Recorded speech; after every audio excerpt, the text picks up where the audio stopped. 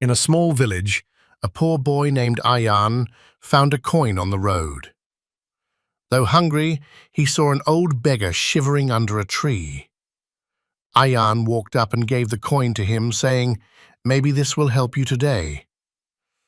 That night, Ayan had nothing to eat, but in his dream, he saw angels writing his name in a book of light.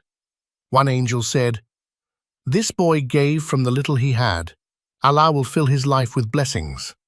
The next morning, a kind merchant visited the village and offered Ayan a job. From that day, his life changed. His one small act of sadaqah brought him endless blessings from Allah. Ayan was only 7 when he lost his parents in a tragic accident.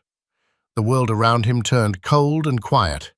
He was sent to an orphanage where he felt like just another face in the crowd.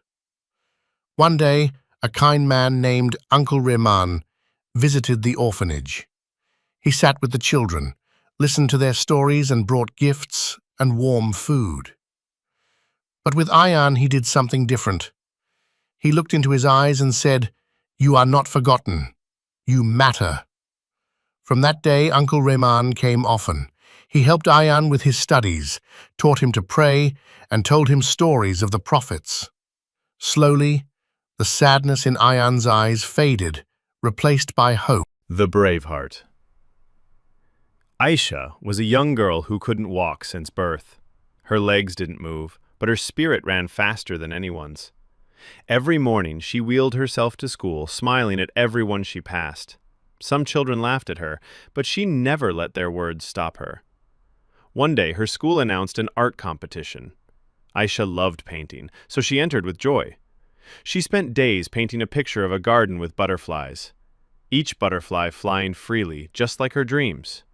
When the results were announced, Aisha's name was called for first prize. Everyone clapped. Her teacher said, "You didn't win because of your painting alone. You won because your courage inspires us all." A teacher is not just someone who teaches from books. They shape minds, build character, and inspire dreams. Behind every successful person is a teacher who believed in them, even when they doubted themselves. A good teacher doesn't just fill minds with facts, but hearts with courage and purpose. They are the silent builders of nations, planting seeds of knowledge that grow for generations. We must respect our teachers, honor their efforts, and never forget the lessons they gave, not just in the classroom, but for life.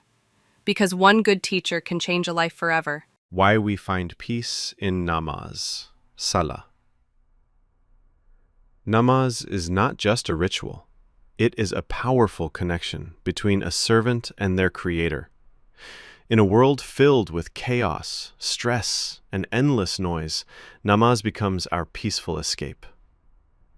Why do we find peace in namaz? Because in those moments, our hearts disconnect from the dunya and connect to the one who controls everything, Allah. When we stand in prayer, we admit that we are weak and Allah is strong. We bow, showing humility. We prostrate, placing our forehead on the ground, the lowest position, yet we feel the highest peace. It is in sujood that the heart whispers its pain and the soul feels the most heard. In namaz, our worries shrink, our hearts soften, our tears are not wasted, they are seen by the most merciful. Each verse of the Quran recited heals the wounds we cannot express. Namaz reminds us that no matter how heavy the world becomes, Allah is near. Every takbir says, "Leave the world behind." Every sajda says, "You are not alone." And every salam at the end of prayer gives us peace, strength, and hope to continue. That is why we find peace in namaz, because it is not just prayer, it is healing, surrender, and divine love.